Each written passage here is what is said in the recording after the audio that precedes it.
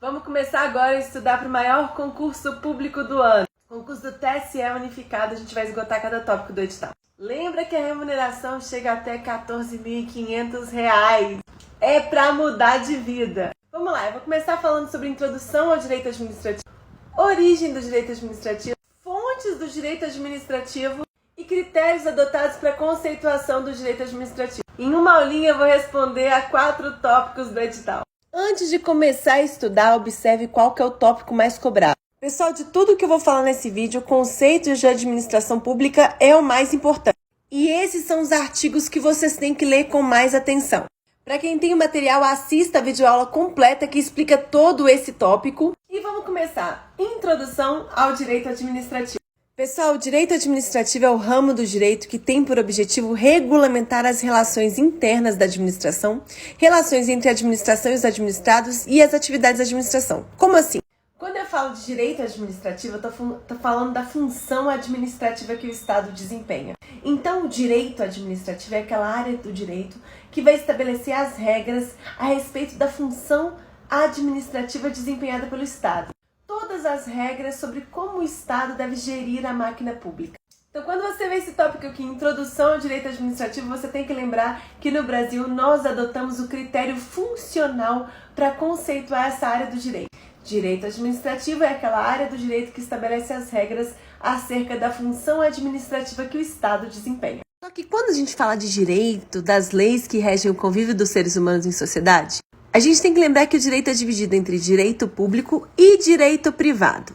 O direito público, gente, como o próprio nome diz, é aquela grande ramo do direito que regula tudo que o Estado faz, tudo que o ente público faz. Quando o Estado está presente em algum tipo de relação jurídica, ato, contrato, o Estado está numa posição vertical em relação ao particular. Por quê? O Estado tem mais poderes do que nós, cidadãos. Então, nesse grande ramo do direito público, está regulamentada toda a atuação do ente público, que tem mais poderes do que o particular. Dentro desse grande ramo, gente, existem várias áreas do direito. Por exemplo, direito constitucional é aquele direito que estabelece a Constituição do Estado. Direito administrativo, aquela área do direito que estabelece as regras acerca da função administrativa que o Estado desempenha. Direito tributário também fala sobre a prerrogativa que o Estado tem de instituir tributo. Todas essas áreas estão dentro desse grande ramo direito público. E o direito privado, professora? O direito privado, por sua vez, vai regulamentar relações que existem entre dois particulares, dois privados, dois cidadãos. Quando a gente tem uma relação regida pelo direito privado, estamos em pé de igualdade, né? Um cidadão tem o mesmo direito que os outros cidadãos, os mesmos poderes. Há uma relação horizontal. Quais são as áreas que fazem parte desse grande ramo, professora? Direito civil, direito empresarial, processo civil, tudo isso faz parte do direito privado. Próximo tópico, natureza jurídica do direito administrativo. Para entender isso, você tem que compreender as funções que o Estado desempenha.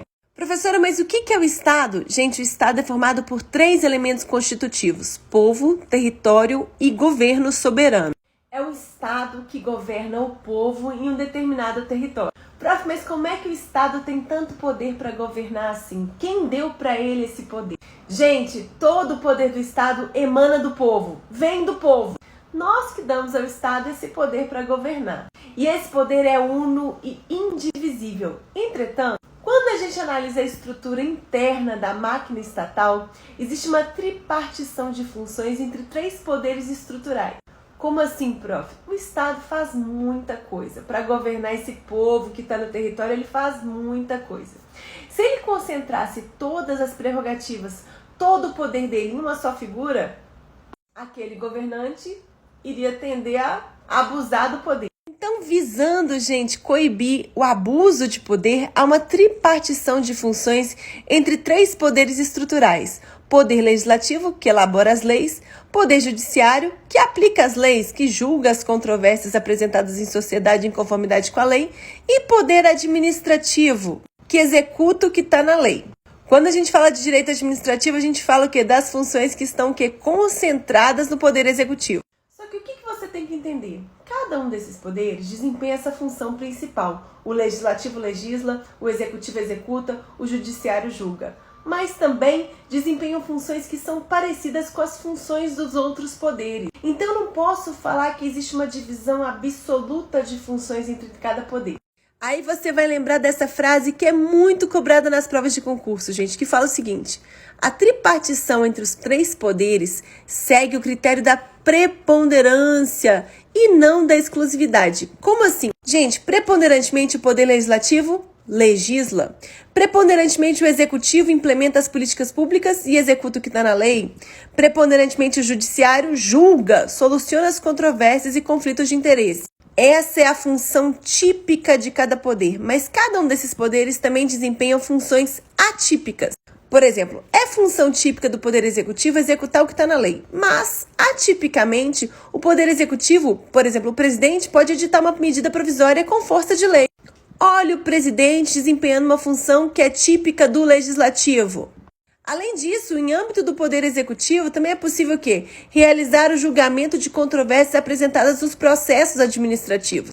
Olhe, então, o Poder Executivo realizando uma função de julgar, que é o quê? Que é muito parecido com a função do Judiciário. Então, para a sua prova, o que você tem que saber? Cada poder desempenha a sua função típica, a sua função principal, e também desempenha atipicamente funções parecidas com as dos outros poderes. Então, gente, está na Constituição que o Poder Executivo preponderantemente executa, o Poder Legislativo preponderantemente legisla e o Poder Judiciário preponderantemente julga. Preponderantemente, mas não exclusivamente. Por quê? Outros poderes também desempenham funções parecidas uns dos outros. Além disso, gente, as funções dos poderes são reciprocamente indelegáveis, são definidas na Constituição. Um poder não pode passar a sua competência para o outro poder, não. Próximo tópico, correntes que definem o direito administrativo. Pessoal, ao longo dos anos, várias correntes foram elaboradas para definir o direito administrativo. Vamos estudar elas, porque elas podem aparecer na sua prova. Primeira corrente, corrente legalista. Para os legalistas, o direito administrativo se resume ao conjunto de leis administrativas. Pessoal, essa corrente está certa, mas ela está incompleta, porque ela desconsidera a importância de outras fontes, como, por exemplo, os costumes, a doutrina. Está falando só da lei, então está incompleta. Próxima corrente, do Poder Executivo. Essa corrente define o direito administrativo como um complexo de leis disciplinadoras do Poder Executivo. Então, segundo essa corrente, tudo que disciplina a atuação do Poder Executivo é direito administrativo, tá certo? Não tá certo, né, gente? Porque eu não posso falar que é só o Poder Executivo que vai administrar. Lembra que os outros poderes também administram? Lembra que o Poder Legislativo e o Poder Judiciário também vão exercer essa função de administrar de forma atípica?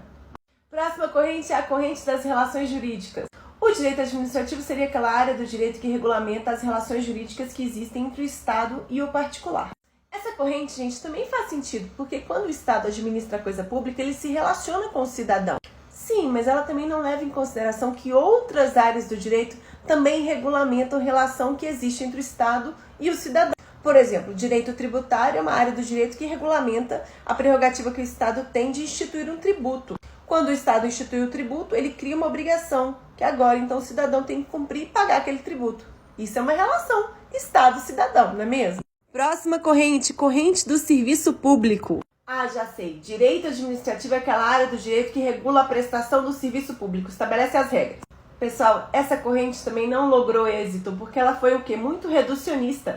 Ela está considerando aí que a administração só presta serviço público, mas a administração faz muito mais do que prestar serviço público. Ela exerce o poder de polícia, ela intervém na propriedade privada, ela faz um monte de coisa. Próxima corrente, corrente finalística. Estabelece que o direito administrativo é aquela área que está voltada à atuação do Estado, que busca alcançar o interesse público. Poxa, tá certa, mas tá amplo demais, né, gente? Porque a atuação do Estado em si busca atender ao interesse público. Então, não definiu nada, também foi abandonada. E, por fim, corrente negativista. Corrente negativista é aquela hora que o pessoal ficou cansado. Ah, já tentei definir direito administrativo de todo jeito, não consegui. Então vou usar esse critério por exclusão. Tudo que que não é outra área do direito é direito administrativo. Tudo que sobrou. Esse critério também foi abandonado, né, gente? Não posso usar um critério de exclusão para definir uma área do direito. Atualmente nós adotamos o critério funcional. Direito administrativo é a área do direito que regulamenta a função administrativa que o Estado desempenha. Pessoal, nesse vídeo nós respondemos muitas questões de prova. Vocês já sabem, tudo que tá em verde responde a 100 questões. O que tá em amarelo responde a 200 questões. E o que tá em vermelho, gente, responde a